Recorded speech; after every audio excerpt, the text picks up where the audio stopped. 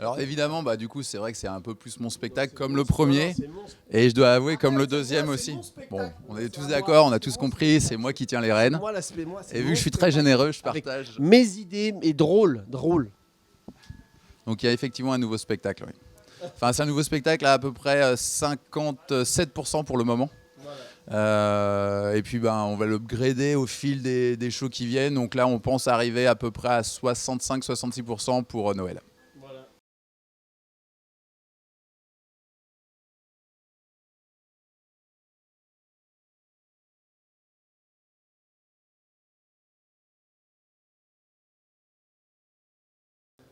C'est toujours. Non, franchement, c'est toujours collégial. Ce que je disais, c'est. Nous, à la limite, là où on peut se chamailler, c'est vraiment sur les détails. Là, on a vraiment une histoire où voilà, les deux personnages se séparent un peu. Il y en a un qui part vraiment dans l'électronique et l'autre qui reste dans l'acoustique. Donc, ça a été l'idée de se dire bon, bah voilà, qu'est-ce qu'on pourrait fabriquer comme objet acoustique pour que ça devienne complètement un peu débile et rigolo. Et puis, moi, voilà, j'ai investi dans les machines. Et puis voilà, mais ça, c'est vraiment à chaque fois, ça se fait par des allers-retours tous les deux. On s'enferme dans un local et puis on essaie surtout de se faire rigoler, de se challenger l'un l'autre. Ouais, ça c'est une vraie réponse. C'est-à-dire qu'effectivement, en fait, Fizz Monkey, tout est 50-50. La réalité, c'est que tout est 50-50. Si depuis tout début. C'est surtout mon spectacle. Voilà. Et effectivement, donc on amène chacun des quantités de matière. Hein. Je pense que si on aurait eu de quoi écrire. Je sais pas, peut-être 100 000 spectacles depuis le début. Il y a énormément de matière qui est amenée, énormément de matière qui est jetée, et puis énormément de matière qui est transformée. Là, on a on va dire une première version de ce troisième spectacle. Et en fait, ce qui se passe, c'est qu'à chaque fois, après chaque show, on débrief, on change des choses, et donc c'est des spectacles qui sont évolutifs.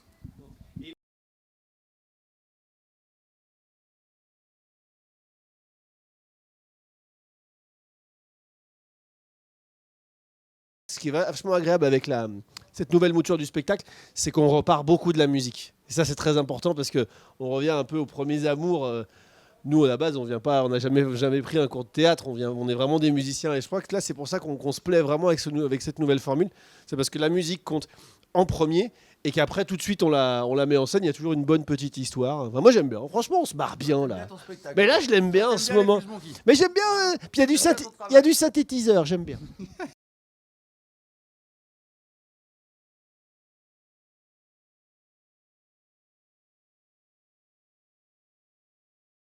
Le premier spectacle, on a bossé avec Gilles Gaillot, qui est metteur en scène parisien. Le deuxième spectacle, on est allé chercher à Montréal un metteur en scène qui s'appelle Daniel Brière. Et là, pour ce troisième show, pour l'instant, la mise en scène, c'est Fizz Monkey. C'est-à-dire que pour l'instant, on fait notre mise en scène nous-mêmes. On s'est posé la question de savoir si on allait travailler avec quelqu'un d'autre. C'est toujours important d'avoir le regard extérieur.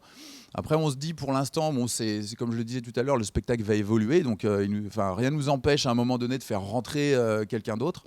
Et puis c'est vrai qu'on s'est dit, bon, ça fait maintenant 10 ans qu'on joue des spectacles, qu'on les fait évoluer, qu'on a travaillé avec différentes personnes, et que du coup, avec la vidéo, par exemple, on peut se filmer, regarder et faire avoir un petit peu notre propre regard extérieur. Donc pour l'instant, en tout cas, c'est nous qui faisons la mise en scène de ce troisième show.